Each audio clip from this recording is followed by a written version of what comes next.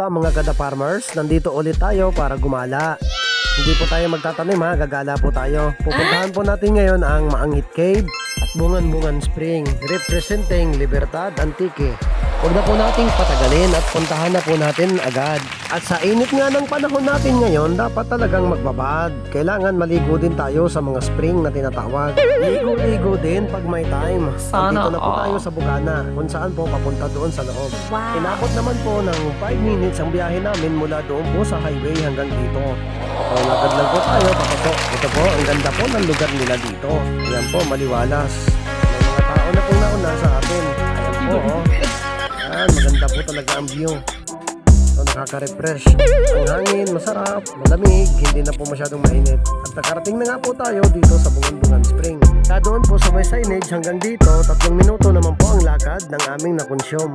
Alam niyo din po ba mga kaibigan na dito din mismo dadaan papunta doon sa Maanghit Cave. So pagkatapos po natin maligo, diretso po tayo doon sa Maanghit Cave. Papakita ko naman po sa inyo kung ano ang kuweba ng Libertad Antique.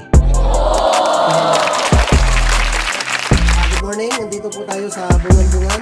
Yung sinasabi nilang spring dito sa Lipa. Tagay Union. Purok, anong purok ba siya?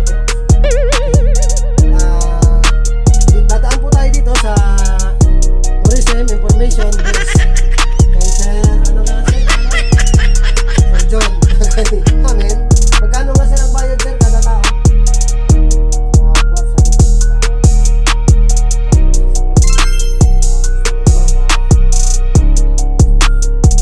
Ibig sabihin, basta nasa loob ng Libertad, residente ikaw, 20.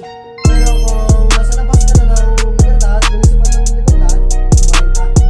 Kunyari, mga Manila, magkano po ang 40 rin. Kahit sa Maynila kapag galing, 40 rin ang bayad. What? Bata ang maganda. Pag bata, libre. Ano po tayo sa ano?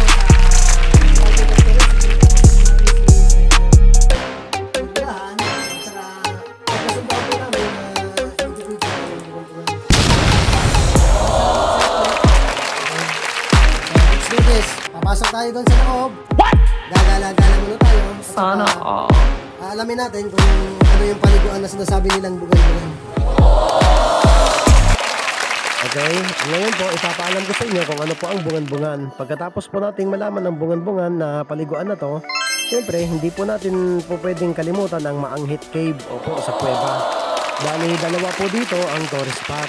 Isang kuweba at saka isang paliguan. Akalain nyo yun? May ganun pala? At gumala-gala na nga po tayo dito. Ipapakita ko lang po ang mga view kung gaano po kaganda ang lugar na to. Madali lang naman po itong puntahan. Basta't may pera. At ayan na po ang ating paliguan. Mga kaibigan, kasagsagan pala ng El Nino ngayon kaya medyo mababaw ang tubig. Pero kahit mababaw man yan, malamig naman. Malinis pa. Ayan po ang kinaganda niyan. May pangbatang paliguan naman po doon sa may kulay blue. At parang hindi na rin po ako makapag-antay na maligo. Kasi ang init po ng panahon ngayon. Ayan po, wag na po tayong sumabay sa mga maiinit ang ulo ha. Kaya kalma na po tayo. At sa mga viewers o manonood na ito, hanggang tingin na lang kayo. Biro lang po, hinihikayat ko lang po kayo na magpunta dito sa lugar na to. Hello! At meron na nga pong mga tao dito. Siyempre, pag hindi po tayo sikat, talagang parang wala lang. Ganyan naman po talaga ang mga vlogger eh. Lalo na pagka ganito, kagaya ko. Mahirap, walang pera, hindi sikat, magsisimula pa lang. Habang inaantay ko nga po ang may-ari ng mga cottage, so eto, sinusubukan ko na po itong mga kasalbabida nila. Tinatry ko na po. Siyempre, sukat-sukat din pag may time. Sana Pero parang naliliitan ako doon eh. Try po natin itong medyo malaki. Ito po at bubuhatin ko po. Huwag mong subukan. Din po natin Masisira ang buhay mo. Ganyan. O, diba? Parang ready ng maligo. Ano, magpapasama? Kanila yan, dito lang. Sa'yo rin. Sige, balik! Kasi interview na yung asawa niya doon. Sige. Sige, maraming salamat, sir. Okay, tara, sir. Tara. Ayan na po, sasamahan po tayo ng asawa ng may-ari. Siyempre, iniisip po natin para baka makalibre tayo. Ganyan po tayo eh. Karating na nga po tayo dito sa kabilang cottage. Ito na po ang may-ari. Ayos, ang ganda ng lugar nyo, madam. nyo po mga kaibigan, kitang-kita po ang paliguan dito. At Wow. maganda din po ang view. Sana Ito, maliwalas po. Medyo mahangin po dito, medyo malamig-lamig. At syempre, makikipag-chismisan tayo sa may-ari. Sandali po, te. Bago tayo magsimula, pakilala po muna tayo, te.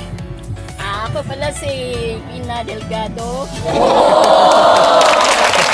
Mami na, thank you po talaga. Pinaunlakan niyo yung pagpunta natin. So, andito na po tayo. Alamin po natin kung ano yung mga dapat malaman. Yes. So, sabi nyo nga po, sa cottage, Sa cottage po, 300. Umpisa po, 8 AM ng umaga hanggang hapon na 5 PM. Kung gusto po niyo mag-overnight, 6 to hanggang 8 ng umaga. Bali po ang per head, 300.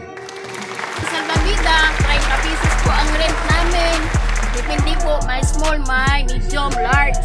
Po, kung ilan kayo, may discount. Eh paano, ako lang, di dapat discount na yung akin. At naligo na po tayo. Syempre, hindi po tayo magpapakabog. Wow, ang lamig ng tubig. Ang lamig po talaga ng tubig. Wow. Habang mainit ang panahon. Masarap pong magbabad. Syempre, palangoy-langoy po tayo. Langoy palakalang po ha. At eto po ang pinakamalupit na dive ko. Plakda. Nakakahiyaman po, pero sige, tatanggapin na natin. At hindi po ako papayag na hindi ko po magalugad ang 4 na sulok ng ating paliguan. Kaya mga kaibigan, hinihikayat ko po kayo na magpunta dito para ma-experience nyo rin po ang mga kalokohan na ating pinagagagawa dito. At wag na po tayong sumabay sa mga maiinit na panahon. Kailangan magpalamig din po tayo. Sa mga gusto pong maligo dyan, dito na po kayo magpunta. Garantisado, 100%. Safe na safe po dito kasi wala pong buhaya, pirana, sawa. Meron lang po dito ay ang lifebuoy na pinakagwapo. At nandito naman po tayo ngayon sa pambatang paliguan. Sinukat lang po natin kung gaano kalalim. Hanggang bewang lang po ang lalim ng tubig. Pag-isipan na din po natin umahon muna kasi may kakausapin pa po tayo. sir, Oil Victoriano, sir. Royal Victoriano, pamanits nito. Sir. Po, ang cottage nyo po, sir, magkano po ang inyong parang cottage? 200, sir, hasta maglasais. Sa may video okay nyo naman po. Kung irinta mang kapon, kasama ang cottage, 800. Hapon na po yan, nakakalagang tao. Pero kung gusto nanda hindi mo nanda, pwede man ulit. Ito rin. Yung sa may ano nyo, sir, nakita ko po kanina, may parang may tutuan doon.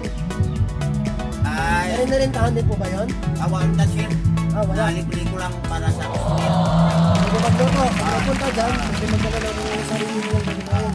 Oh, maraming salamat po sa inyong magandang pagtanggap, sa inyong pagtanggap at saka sa mga naibigay niyo po sa aming information. Kaya kayo, mga kaibigan, magpunta na tayo dito sa Bungan-Bungan. Okay, this time, Maanghit Cave naman po. Ito ang papasukin natin. Ito po yung sinasabi ko sa inyo na dalawa ang tourist spot dito. Isang paliguan at saka isang kuweba. At medyo bibitinin ko din po kayo. Abangan nyo po kung ano ang mangyayari sa loob ng kuweba. Kaya bago po magtapos ang ating video, muli nagpapasalamat ako sa ating mga viewers, manonood at magsusubscribe pa. Hanggang sa muli!